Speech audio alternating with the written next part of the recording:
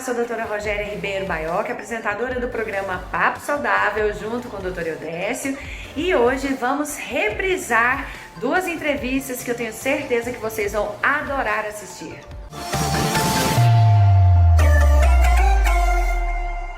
Imagine um lugar onde o único objetivo é fazer o seu sorriso mais bonito. Usando tecnologia de ponta, a Melo Clinic é responsável por milhares de sorrisos perfeitos. Especializada em cirurgias de alta complexidade, a Melo Clinic se destaca em regeneração óssea e implantes com excelência. Distribua sorrisos aonde for. Você pode. Melo Clinic, valorizando o seu sorriso. As tecnologias sempre avançam e a farmacêutica também.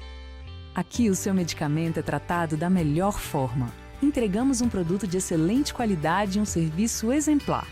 Dessa maneira, nós garantimos que as formulações cheguem em segurança e prontas para fazer o bem-estar sempre presente na sua vida. A farmacêutica é a escolha certa. Seja wellness, seja a farmacêutica.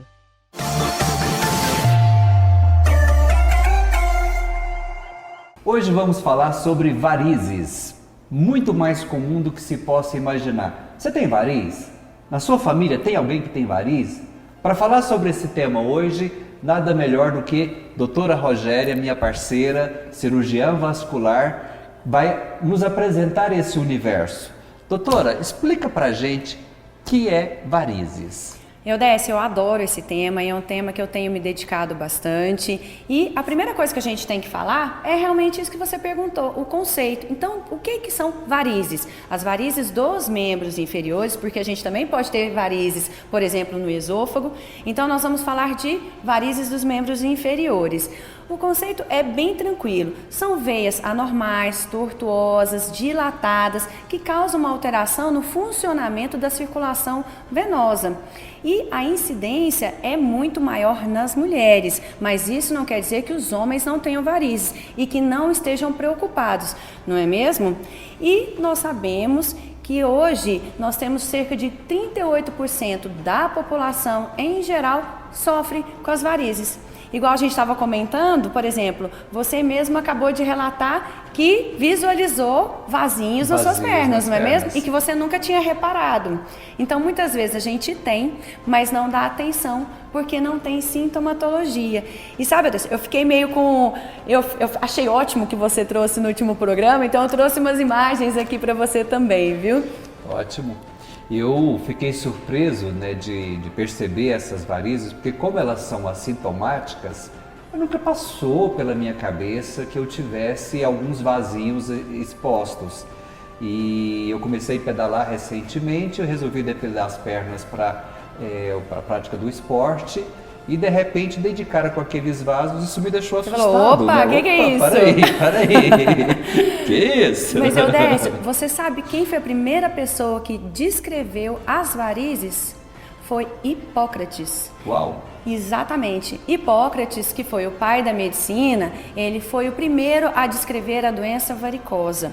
Então, ele fez uma diferenciação entre artérias e veias, e ele defendia o tratamento da doença varicosa, que são as varizes. Então ele usava o frio para melhorar a questão do edema, ele usava também a sangria para sarar essas varizes e usava também ferro em brasa, você acredita? Nossa, exatamente. cauterizava. Ele usava o que tinha nas mãos, né? Então, o que ele usava? Ferro em brasa para queimar essas veias e queimar e cicatrizar também as úlceras. Sabe por que eu trouxe esse tema para vocês? Porque variz é doença. As pessoas não têm o hábito de achar que seja, mas é. E desde a época de Hipócrates, nós temos sofrido com o tratamento de varizes.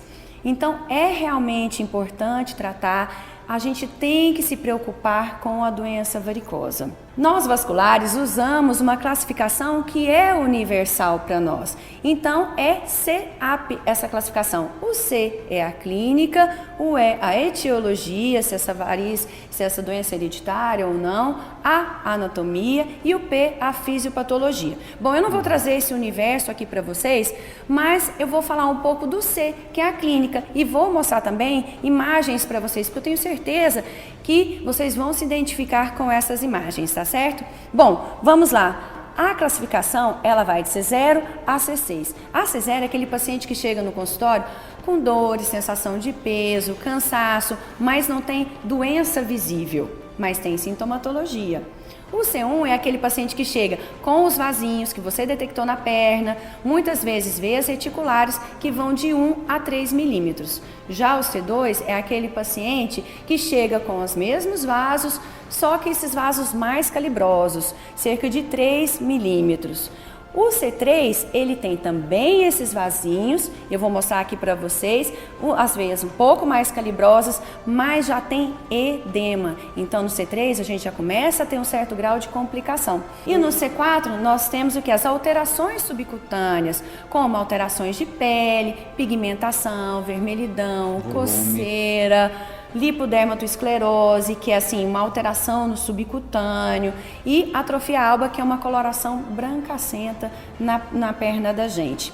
C5 é aquele paciente que tem tudo isso e uma úlcera que já foi tratada, uma úlcera cicatrizada, e o C6 é aquele paciente que tem úlcera ativa. Por que eu trouxe esse universo aqui para vocês?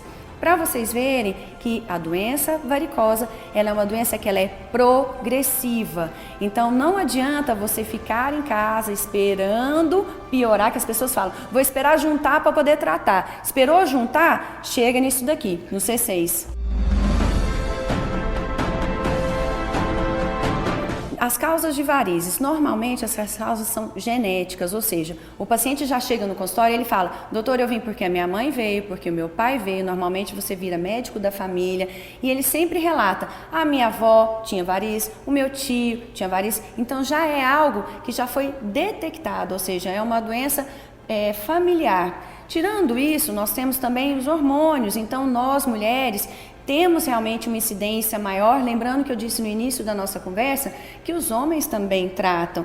Então, por causa dos hormônios, estrogênio, progesterona, que são hormônios que causam o enfraquecimento e a dilatação desses vasos, por isso a mulher tem uma incidência maior. E daí quando a gente engravida, o que acontece? Um peso excessivo. O peso é um agravante também, mas além dele, os hormônios estão extremamente alterados. Então tem a alteração dos hormônios, que vai propiciar esse enfraquecimento e dilatação dessas veias, o ganho de peso, que também é um fator de risco, e o aumento do volume uterino, porque a criança está crescendo, comprime veias que são importantes para esse retorno venoso acontecer, ou seja, esse sangue chegar até o coração, e aí nós temos o quê? Uma piora da doença varicosa.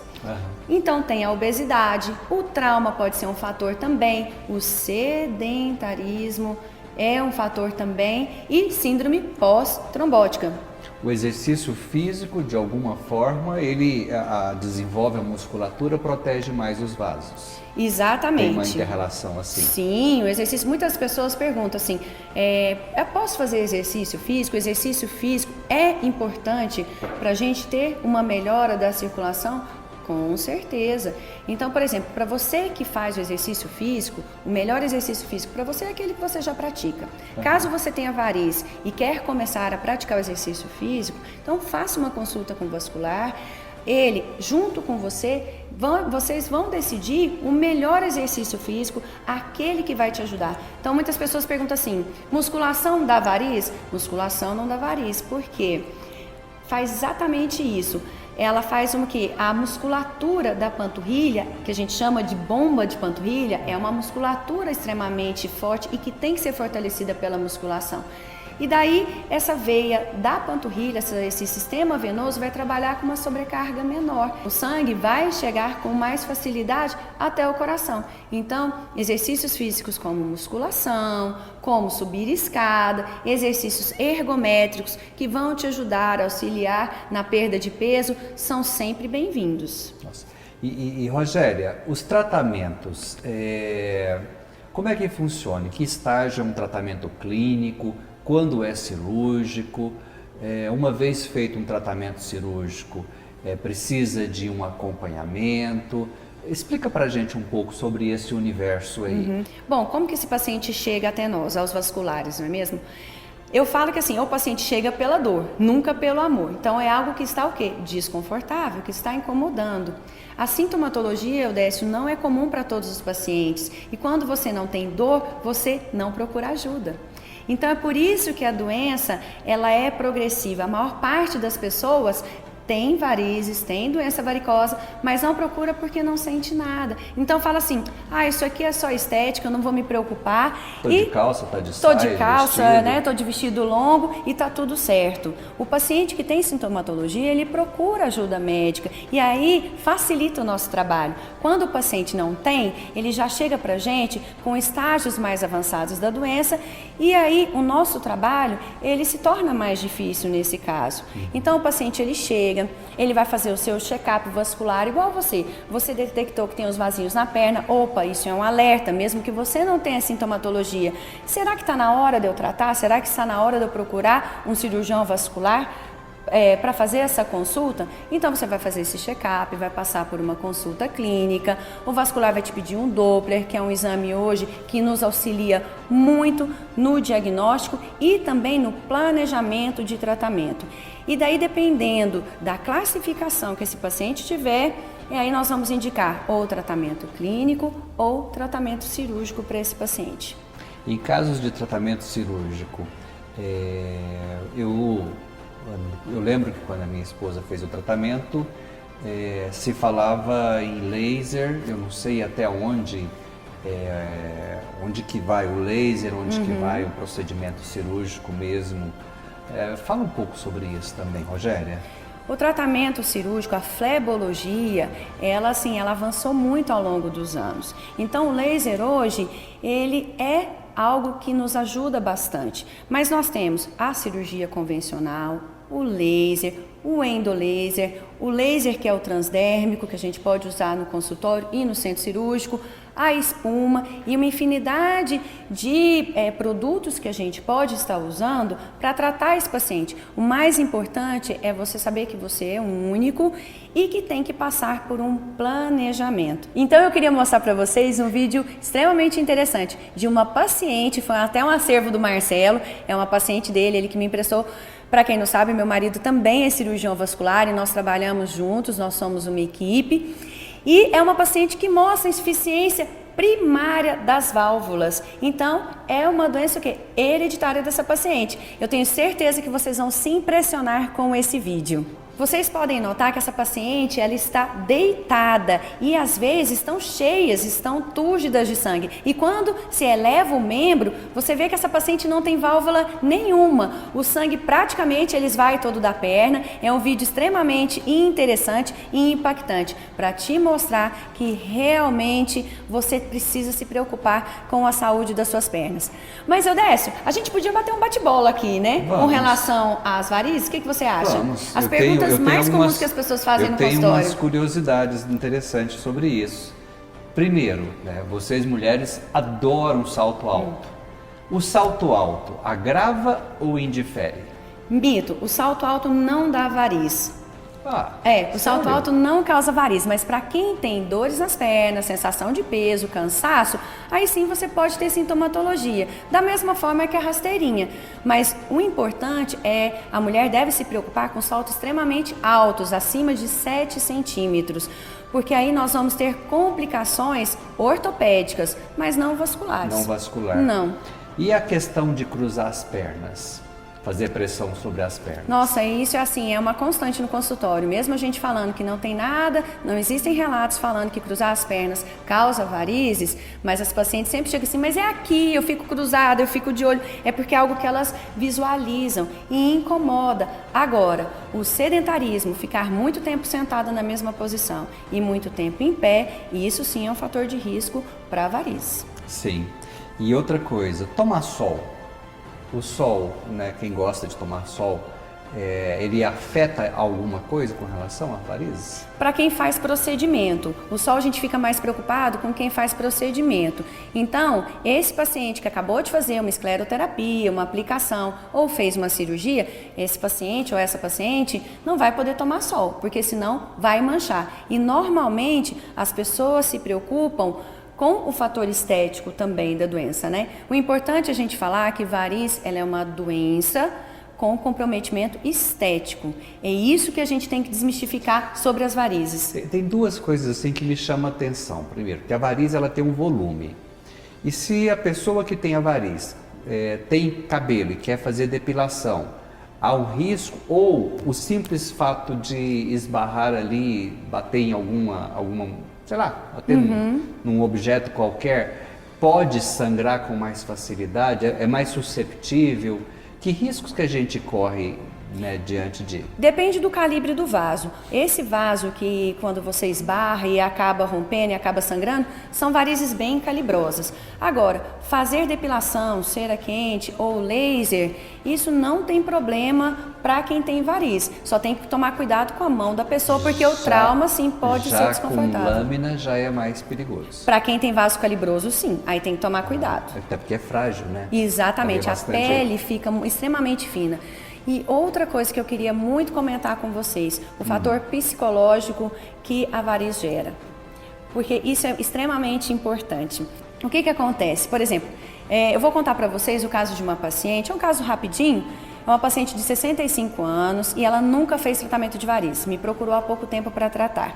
E ela relata que quando era pequena, ela lembra de grudar na perna da mãe e sentir aqueles cordões varicosos. E a mãe reclamava de dores nas pernas, de sensação de peso, de cansaço, tinha autoestima baixa, não usava vestido, não usava as pernas de fora. E ela lembra da mãe falando isso e ela passou a vida inteira do mesmo jeito.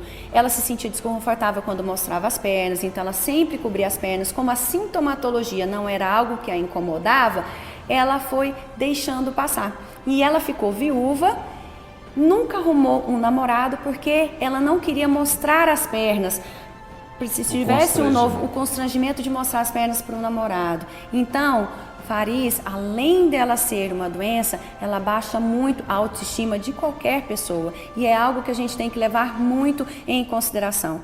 Tanto para paciente de mais idade, quanto a paciente mais jovem, porque a gente acha que variz é uma doença só de quem tem mais idade, e não é.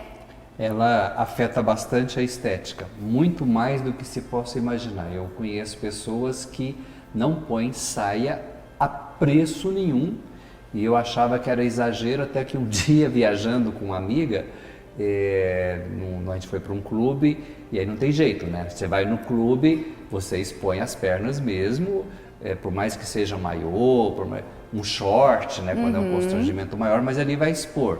Aí eu entendi o porquê que ela fazia questão de usar só calças, né?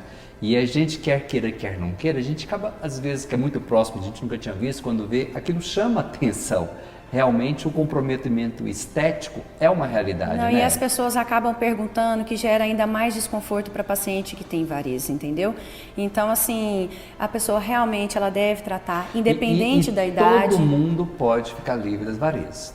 Não tem, assim, alguma doença, alguma limitação que impeça o tratamento, a eliminação dessas varizes, Rogéria? Não, não tem não. O que a gente sabe é que é uma doença progressiva, entendeu? E isso tem que ser tratado. Independente da idade que esse paciente tenha, por exemplo, é mais comum a partir dos 30 anos, mas isso não quer dizer que uma pessoa mais jovem não tenha e não tem indicação de tratamento. Hoje mesmo no consultório tem de uma paciente com 23 anos, com histórico familiar, ou seja, a maior parte das mulheres da família dela tem doença varicosa e ela também tem, e tem indicação de tratamento.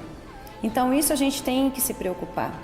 Olha, eu poderia continuar o tempo todo aqui discutindo sobre varizes, porque eu não imaginava, Rogéria, que isso fosse algo tão abrangente assim, tão amplo e que é um praticamente universo. quase todo mundo tem, né?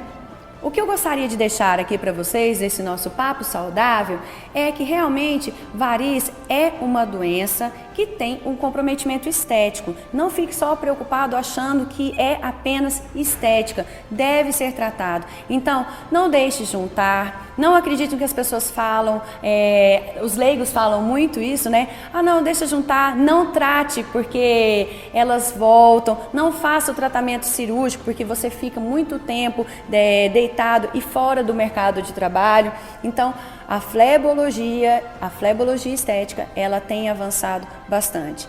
Então, hoje, nós conseguimos te tratar, te colocar no mercado de trabalho cada vez mais rápido, com as suas pernas saudáveis e com estética, se você procurar no início. Uma vez as veias dilatadas, elas não normalizam, então é por isso que você deve procurar tratamento. Então, dê o primeiro passo. Tenha pernas saudáveis, porque afinal são elas que te levam a todo lugar. Isso mesmo. Quanto mais cedo, melhor.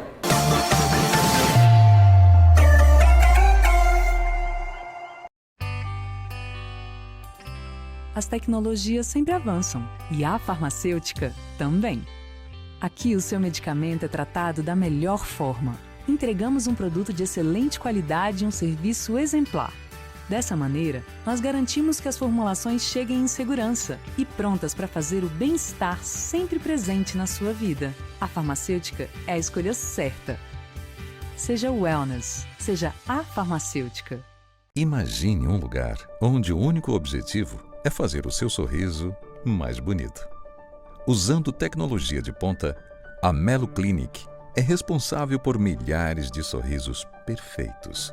Especializada em cirurgias de alta complexidade, a Melo Clinic se destaca em regeneração óssea e implantes com excelência. Distribua sorrisos aonde for. Você pode.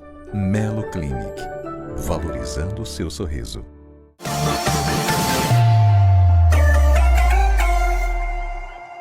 E aí, você que está em casa, tenho certeza que você conhece alguém que ronca e deve estar dormindo do seu lado. Mas olha, não vamos falar dos parentes não, porque esse tema eu tenho certeza que vai agradar todo mundo e vai prender sua atenção. E nós estamos aqui com o Dr. Eudécio, que vai falar pra gente do ronco. Qual é o efeito que o ronco tem na nossa vida, gente? Vocês já pensaram nisso? E como a odontologia pode te ajudar na eficiência do seu sono? Vocês já pensaram nisso também? Estamos aqui com o Dr. Eudécio, né, Dr. Eudécio? E aí? Olá, tudo bem, Rogéria? Tema muito intrigante. Bom, na verdade, Rogéria, esse tema ele é muito mais importante do que se possa imaginar. Eu sempre costumo chamar que o ronco ele é visto de 3 formas principais pela sociedade. Ele é visto como motivo de piada, ele é visto como motivo de constrangimento e um incômodo para quem dorme ao lado. E separação de corpos na casa. separação de corpos, separação de quartos. Separação de quarto, já teve situação em que os pais não queriam que os filhos soubessem que eles não estavam dormindo junto, o marido dormia no closet.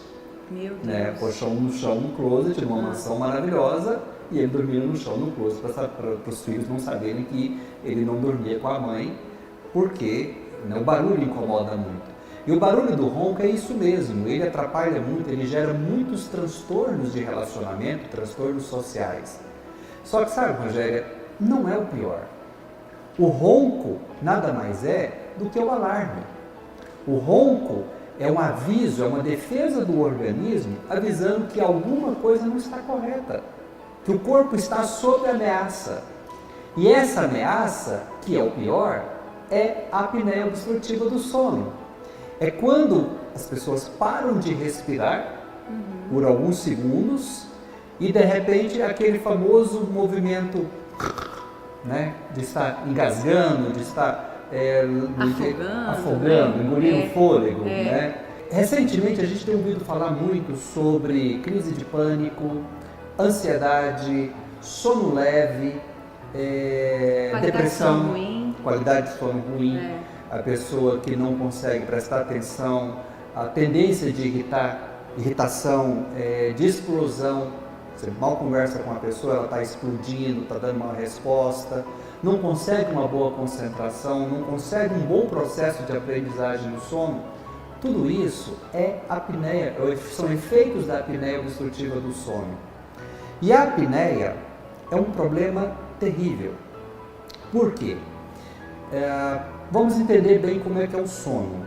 Você está acordado, de repente você sai do estado de acordado, de vigília e começa a ter, nós chamamos de estado de latência, né? Você sai de semiconsciência primeiro, você está consciente, você acabou de perder a consciência. De repente você entra no estado de latência, onde você vai aprofundando o sono em direção ao sono REM, que é o sono realmente reparador, é aquele que te descansa de fato. É o sono da beleza. É o sono da beleza, é aquele que te resgata todas as energias para o dia seguinte. Acontece que por várias razões, já eu cito as principais, há esse fechamento, essa obstrução da passagem de ar, e o organismo acorda a gente, né, através do que nós chamamos de microdespertar, acorda o suficiente para poder respirar, mas o suficiente para quebrar o ciclo do sono REM. Nós temos uma média de 4 a 6 ciclos de sono REM à noite, e em torno de 10 a 15 minutos, né, um bom sono, um ciclo de sono REM, para que você descanse. Agora imagina que vai ficar 15 minutos no sono profundo. Quando aprofunda, que há um relaxamento muscular, N razões faz com que haja a obstrução da passagem de ar, então o organismo te acorda para você respirar, porque a sua sobrevivência, né? Nesse processo, não tem um sono REM, não tem um descanso. Para muitos é o sono leve, mas na prática é porque ele não consegue aprofundar para descansar. E sabe o que eu acho interessante? É que simplesmente as pessoas, a gente vê esse tipo de assunto, esse tipo de desconforto com frequência, e as pessoas simplesmente não procuram ajuda, não procuram saber o que está acontecendo. E quando chega o momento de ter que usar aparelhos para conseguir respirar, que a qualidade do trabalho caiu, que a qualidade do sono caiu e que ele já não está conseguindo render mais aquilo que ele conseguia render, é quando a pessoa procura ajuda. Então por que não procurar ajuda antes, não é verdade? Quando está no começo desse processo. A eficiência do sono é tão importante que a pessoa se torne muito mais produtiva, uma boa noite de sono reparador. Ela é muito mais produtiva, ela é muito mais comunicativa, isso favorece, inclusive, todas as suas relações de trabalho, comercial, bom humor, alterações metabólicas no organismo, né? A deficiência respiratória favorece diabetes, favorece sobrepeso, barriga, tudo isso. E nesse momento em que nós estamos vivendo essa história de Covid, nós sabemos que qualquer doença ela vai chegar melhor no organismo se ele estiver debilitado, se tiver um sistema imunológico, né, para baixo. E poucas coisas derrubam mais a saúde de alguém do que depressão. E a depressão, boa parte dela poxa, não tenho razão nenhuma, mas eu estou triste. Não tem razão nenhuma, mas está triste. Está ligado a esse processo respiratório. Eu costumo dizer, Rogério, todo mundo que vê alguém roncar, faz piada não ri não. Eu sei que é difícil de segurar essa onda, mas se você realmente gosta dessa pessoa, e normalmente a gente vai escutar ronco de quem a gente gosta, porque a gente está por perto, incentiva ele a procurar uma ajuda. E de que forma a odontologia pode fazer isso? Bom, as principais causas de ronco seriam o sobrepeso, a flacidez fisiológica decorrente dos anos, né? Uma arcada dental mais fechada e um fechamento da abertura da boca, isso força automaticamente, mecanicamente, a língua para trás, o que favorece a apneia. Então, são as principais situações que nós temos isso aí. Porque está muito cansado, porque está muito estressado, tudo isso contribui, lógico, mas a apneia é um processo mecânico. É um somatório de fatores, viu, gente? E as principais formas de se tratar seria os aparelhos intraorais de avanço mandibular, aparelhos que promovem mecanicamente a abertura para a passagem de ar, seja a pessoa acordada ou dormindo, até porque acordado ninguém ronca, ninguém tem apneia, né? Só dormindo, com relaxamento muscular. Outra forma de tratar, e para quem tem um alto índice de apneia, seria os aparelhos CPAPs, né? Tradicionalmente são os otorrinos, né? Mas médicos, de uma maneira geral, indicam o uso E que do as CPAP. pessoas, normalmente, elas só vão usar quando procuram, assim, quando já estão muito ruins, né? A Exatamente. questão do ronco e da apneia do sono. Até porque, Rogério, em estágios iniciais não faz sentido entrar no CPAP mesmo. Sim. Os aparelhos intraorais, eles são muito eficientes nesse processo. O bacana é dizer isso que você está falando, porque as pessoas ficam esperando chegar no pior para poder usar o Pra CPAP. poder- Só que a gente tem recurso. Então, assim, a odontologia pode te ajudar nesse sentido, com aparelhos super tranquilos, Bem né, leve. Décio? Eu trouxe uma aqui. Esse é um aparelho que a gente desenvolveu na clínica. Ele veio do conceito da oclusão. Nós costumamos fazer esse dispositivo, ele é individual, ele é personalizado para cada pessoa, e fazemos ele com o objetivo de eliminar as dores de cabeça, as enxaquecas do dia a dia. E Faz lá na clínica? faz lá na clínica. Olha, que legal. E é um processo muito rápido. Uma consulta a gente escaneia, a gente analisa Aquela máquina mecanicamente. 3D, o scanner. O scanner. E a gente determina quanto que nós precisamos de abertura. Né? Existe um processo fisiológico que aceita quanto de abertura e quanto de avanço. Isso, né, não é indiscriminado, não é? O aparelho já calcula isso? Não. Aí é o conhecimento que a Tá. gente tem. O aparelho ele captura a imagem, a gente determina como que precisa e aí tem uma máquina, um sistema computadorizado que esculpe esse dispositivo. Isso aqui dá para ir na clínica pela manhã e no final do dia já tem a sua placa. Rápido, né? É um processo muito rápido hoje com a tecnologia.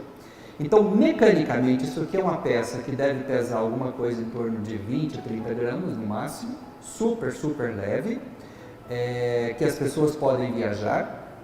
O CPAP é muito eficiente e ele é indicado para pessoas que têm altíssimo índice de apneia, porque uma coisa é você carregar um aparelho como esse no estojo, vocês mulheres põem numa bolsa, né? Ninguém nem vê. Os homens também, outra coisa é você carregar uma máquina. Né? E a eficiência de um aparelho desse, ela pode ser tão bom quanto o aparelho CPAP. Depende da causa, qual é o motivo que o paciente apresenta essa apneia, esse ronco. Da causa e da gravidade Da do causa problema. da gravidade. E Rogéria, isso não é brincadeira. Quando eu falo para não rir, não deveria rir, porque a apneia, quer dizer, quando começa com ronco, né? A apneia nem sempre quem está do lado vai acordar porque a pessoa parou de respirar. Então não tem barulho, o que atrapalha é o ronco. Uma vez que não é alertado ou simplesmente ignora, não, isso é coisa de homem mesmo, né? Gente, Não mas vou mulher fazer. também ronca, viu? Então não vamos Sim, colocar só a culpa nos homens, não, sim. porque a mulherada também ronca. E muito, né? É. Então veja bem, isso daqui, pessoal, pode perfeitamente levar a infarto, a AVC e todo um processo contribui, que eu havia falado há pouco, até mesmo para crise de pânico. Sem falar que normalmente uma das causas bastante comum da apneia é quando se tem esse estreitamento, essa altura da boca, ela é diminuída por N razões, que não vem ao caso no momento. Então, com essa redução, que a língua vai para trás e que fecha a passagem de ar e que o côndilo, a conexão da mandíbula com essa região do crânio, força essa parte interna que é comum dar a labirintite, o zumbido, né? E essa agonia desse processo todo, associado às dores de cabeça e enxaqueca que costuma vir num pacote, né? Mais a apneia, inevitavelmente vem a depressão, a ansiedade, mais uma vez, podendo chegar à crise de pânico. E muitas vezes se preconiza o uso de relaxante muscular, medicamento para dormir. E os medicamentos para dormir são miorrelaxantes. Se é um miorrelaxante, ajuda a soltar a musculatura. Solta a musculatura, a pessoa dorme, mas acorda como se tivesse de ressaca. Ela não tem uma boa noite eficiente de sono. Quando nós fazemos um aparelho, mecanicamente, nós garantimos, quer ela queira ou não, está garantido a passagem de ar e a eficiência do sono. Nesses casos, a medicação para induzir ao sono não vai trazer tanto transtorno e ela vai ter uma noite eficiente sim, tá? É mais ou menos isso que nós podemos ajudar. O que eu acho bacana de falar para vocês, que o nosso programa Papo Saudável, a gente quer mostrar essa conexão das especialidades. Por exemplo, aqui nós temos uma conexão da medicina com a odontologia. O Eudécio está contando as causas, né, que a odontologia pode nos ajudar nesses sintomas. Então, assim, vamos alertar? Eu fui no otorrino, fui no vascular, pode ser um problema neurológico, mas também pode ser um problema odontológico. Então, o nosso intuito aqui é alertar você que está aí do outro lado para isso. Essa conexão das especialidades que é muito bacana e é isso que a gente quer apresentar aqui para vocês, não é mesmo? Tradicionalmente, essas questões de saúde, elas sempre são delegadas à medicina, né? A primeira procura que vocês vão fazer isso é da nossa cultura. Nós vamos à medicina, um médico precisa avaliar por que eu estou cansado, por que eu estou com dor, por que eu estou acordando com essa ressaca todos os dias. Vamos pedir um check-up. Vamos pedir um check-up. E é legal que se veja todas as possíveis causas, não é só causas anatômicas, não é só causas odontológicas, né? Tem todo um processo neurológico, né? Tem psicológico, sim, né? Mas a associação, a integração de todo esse processo, com certeza contribui para que mais de 30% da população tenha ineficiência na qualidade do sono. E nesse exato momento, voltamos a falar do Covid, a baixa imunidade que o cansaço, que uma noite mal dormida proporciona para o corpo, favorece a chegada de todas as doenças, né? E a Covid também, né? Também. Baixou o sistema imunológico, a confusão está feita, né? Como um todo. Então é isso aí. Nós podemos muito ajudar. Adoraria que os colegas dentistas aprofundassem um pouco mais sobre esse universo, porque a sociedade inteira precisa da gente, assim como precisa da classe médica.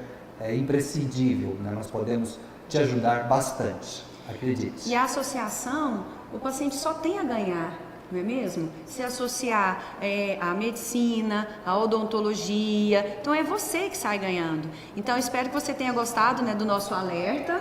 Foi ótimo, não foi? Foi, até porque, né, voltar a dormir na cama, né, o casal. Outro dia me fizeram uma pergunta muito interessante. Qual é o custo? Quanto pode custar um problema de ronco e apneia, né, quando se leva uma separação de um casal? Qual é o transtorno? Quanto custa uma noite mal dormida quando se separa um casal em função dessa dificuldade, né, da noite? Então, olha, pode valer verdadeiras fortunas. Um CPAP ou um aparelho intraoral é infinitamente o melhor investimento para se salvar uma relação a dois. Eu adorei essa. Gente, fique com a gente, no próximo bloco temos mais para vocês, tá certo?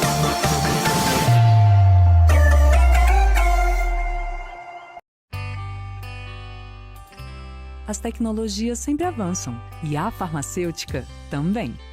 Aqui o seu medicamento é tratado da melhor forma. Entregamos um produto de excelente qualidade e um serviço exemplar. Dessa maneira, nós garantimos que as formulações cheguem em segurança e prontas para fazer o bem-estar sempre presente na sua vida. A farmacêutica é a escolha certa. Seja wellness, seja a farmacêutica. Imagine um lugar onde o único objetivo é fazer o seu sorriso mais bonito. Usando tecnologia de ponta, a Melo Clinic é responsável por milhares de sorrisos perfeitos. Especializada em cirurgias de alta complexidade, a Melo Clinic se destaca em regeneração óssea e implantes com excelência. Distribua sorrisos aonde for. Você pode. Melo Clinic. Valorizando o seu sorriso.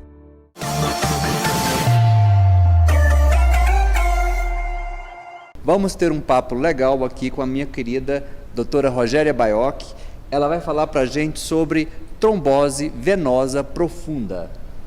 Bacana, né? Adoro esse tema. Em programas anteriores, nós já abordamos aqui a trombose arterial. Então, achei importante trazer para os nossos telespectadores a trombose venosa profunda.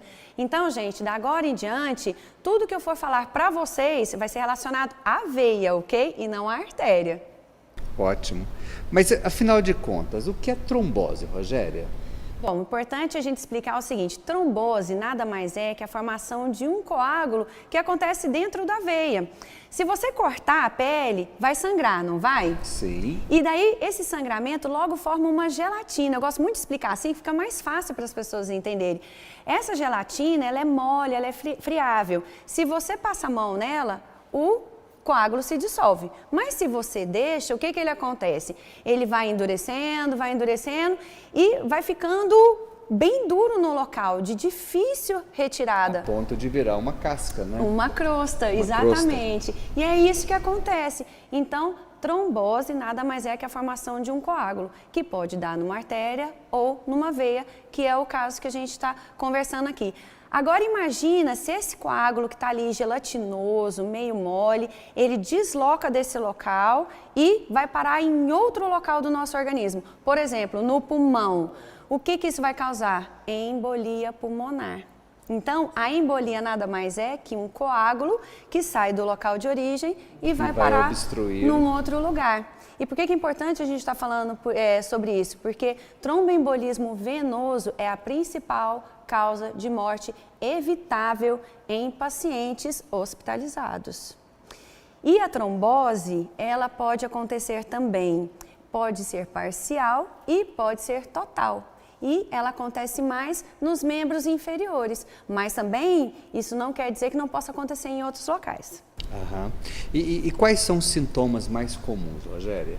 Bom, normalmente o paciente tem dor súbita na perna. Então, muitas vezes aquele paciente que tem aquele edema, que já vem de longa data, é difícil esse paciente estar com trombose. Mas a dor súbita, num membro só, que pode estar acompanhado ou não de edema, que pode estar acompanhado ou não de uma cianose, ou seja, a perna fica mais azulada ou avermelhada, como no eritema, né? Uma circulação venosa superficial mais aparente, um empastamento da musculatura, fica aquela musculatura dura ou uma pele com formato de casca de laranja, esses são os sintomas mais comuns. Mas todo paciente tem esses sintomas que são clássicos?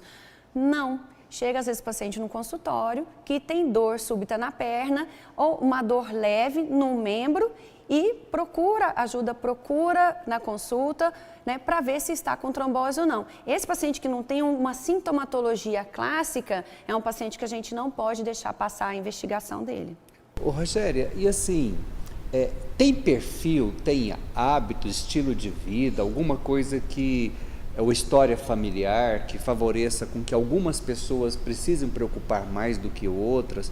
Porque se são assintomáticos, como é que você vai saber se você tem ou não tem, né? Na verdade, eles não são assintomáticos. Alguns têm poucos sintomas, outros sintomas clássicos, e às vezes os sintomas podem se confundir com outras doenças, entendeu? Então aí fica mais difícil. Aparece de uma vez, é isso? Normalmente quando aparece uma dor súbita, aparece de uma vez e você não consegue não procurar ajuda. Mas se esse trombo, ele se forma num vaso de menor importância, né, numa veiazinha, que é uma veia mais delicada, uma veia mais fina, você não concorda comigo que os sintomas vão ser menores? Bem então, menores. Às vezes, tem paciente que fica em casa, tem pessoas que ficam em casa com trombose e muitas vezes nem sabem disso. Nem imagino isso. Então, depende muito do local de acometimento desse vaso.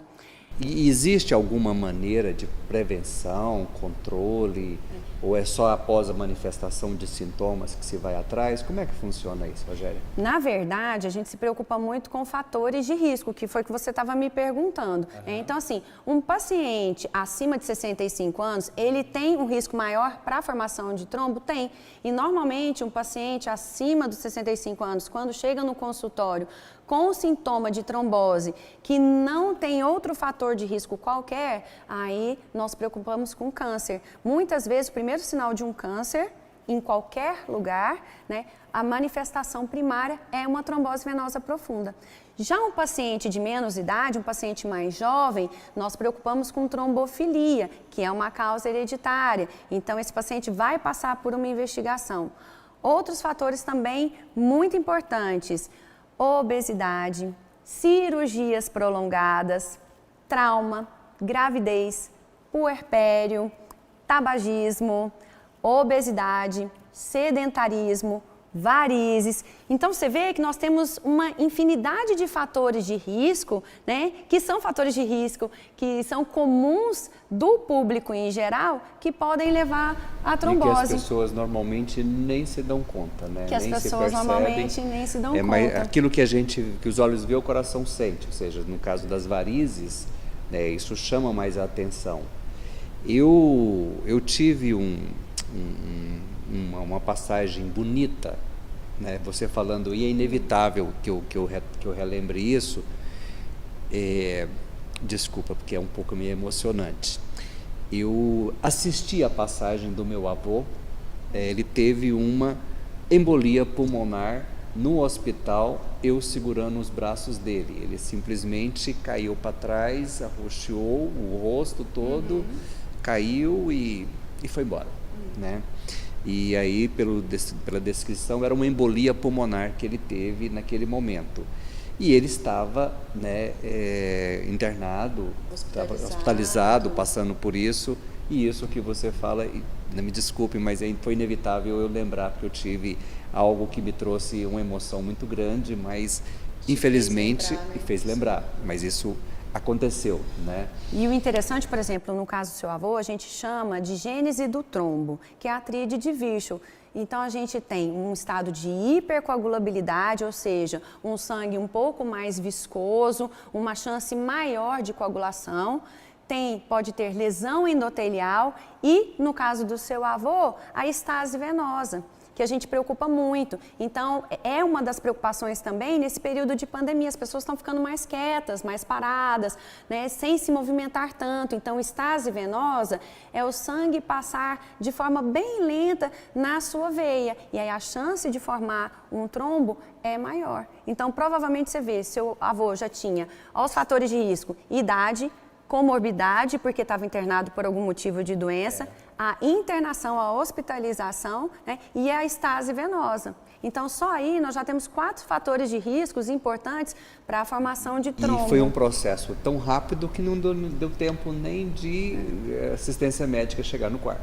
A embolia, muitas vezes quando ela é fulminante, ela é rápida mesmo.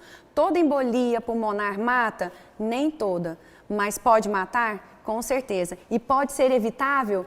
Sem dúvida. Essa é a nossa briga, essa é a nossa luta na vascular. Ótimo. Mas vamos mudar um pouquinho. Por que a trombose é tão temida? Justamente por isso. A maior parte das pessoas acha que quando tem trombose, elas vão amputar o membro. Todo mundo relaciona trombose à amputação. E normalmente a trombose que amputa não é a trombose venosa, é a trombose arterial. E outra causa extremamente temida foi essa que você acabou de relatar aí pra gente com tanta emoção, a embolia pulmonar. A principal complicação de trombose venosa profunda é embolia pulmonar. Então, por isso, é uma doença tão temida. Realmente eu presenciei algo que, por um lado, foi uma coisa muito sofrida, por outro lado, assim, foi bonito parece assim, aquela oportunidade que eu tive de estar junto dele, de me despedir dele, né? Foi um processo realmente muito marcante na minha vida. Mas vamos mudar um pouquinho, vamos falar sobre a relação entre a trombose e o uso de anticoncepcional oral. Fala um pouco sobre isso, por favor. Bom, o uso de anticoncepcional oral participa também daqueles fatores de risco que eu falei para você hormonal lá atrás. Exatamente. Só que todo hormônio que existe no anticoncepcional oral pode levar à trombose. O estrogênio é um hormônio que está, né, na formulação do anticoncepcional oral, que tem um fator de risco a mais para a trombose. Mas isso, gente, não é para você que está em casa ouvir falar assim, opa, vou jogar meu anticoncepcional fora, não sei nem o que tem lá dentro de hormônio, vou parar de tomar. O uso do anticoncepcional oral foi e ainda é uma revolução na vida da mulher. Nós podemos ter escolhas com o uso do anticoncepcional oral, escolha de quando ter relação sexual com seu parceiro e escolha de quando ser mãe. Então, a minha orientação é: vá ao ginecologista, nunca pare de tomar medicação por conta própria, nenhum tipo de medicação. Escolha, junto com o seu ginecologista, o melhor método contraceptivo para você. Nós temos vários. Se você não quer usar o anticoncepcional oral por causa do hormônio, nós temos outras opções. Então, vá ao ginecologista e faça essa consulta e faça essas perguntas, né? Veja o que é melhor para você, não pare de tomar por conta própria. Oi, como nós estamos nessa época de Covid, tudo a gente quer saber qual é a relação que possa existir, né, com tudo, né, o corpo humano todo. Me fala sobre o que podemos esperar, que a gente tem escutado muito, né, trombose,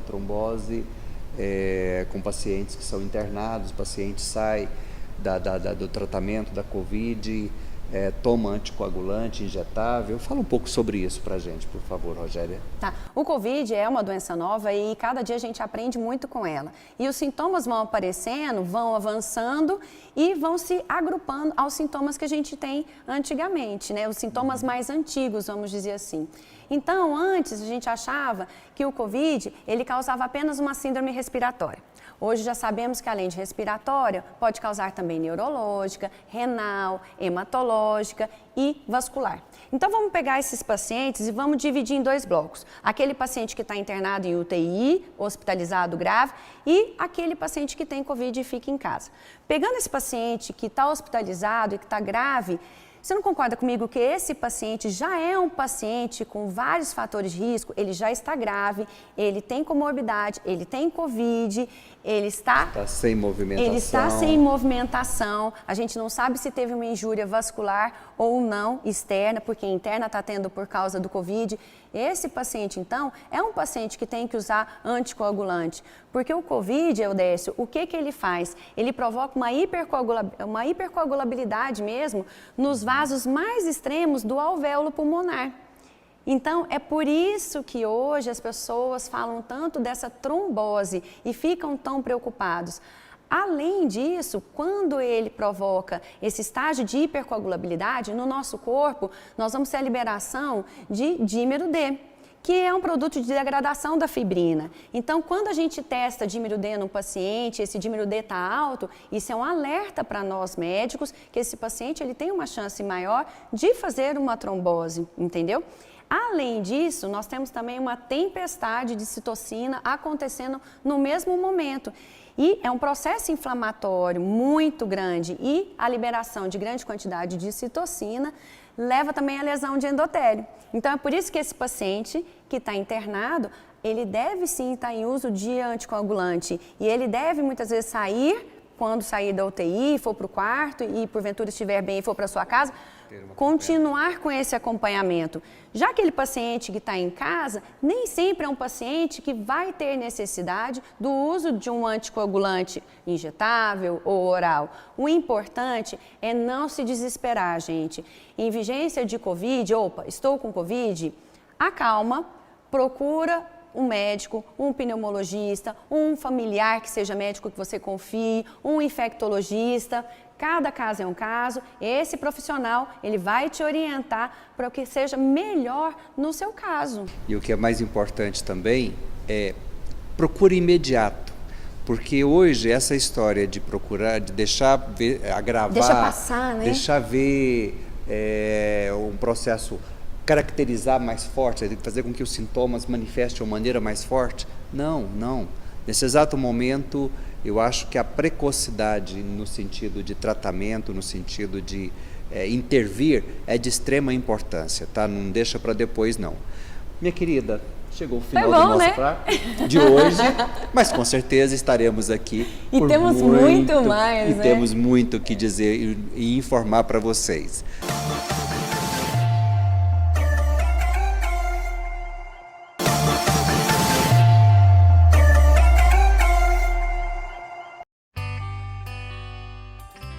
As tecnologias sempre avançam e a farmacêutica também. Aqui o seu medicamento é tratado da melhor forma. Entregamos um produto de excelente qualidade e um serviço exemplar. Dessa maneira, nós garantimos que as formulações cheguem em segurança e prontas para fazer o bem-estar sempre presente na sua vida. A farmacêutica é a escolha certa. Seja wellness, seja a farmacêutica. Imagine um lugar onde o único objetivo é fazer o seu sorriso mais bonito. Usando tecnologia de ponta, a Melo Clinic é responsável por milhares de sorrisos perfeitos. Especializada em cirurgias de alta complexidade, a Melo Clinic se destaca em regeneração óssea e implantes com excelência. Distribua sorrisos aonde for. Você pode. Melo Clinic, valorizando o seu sorriso.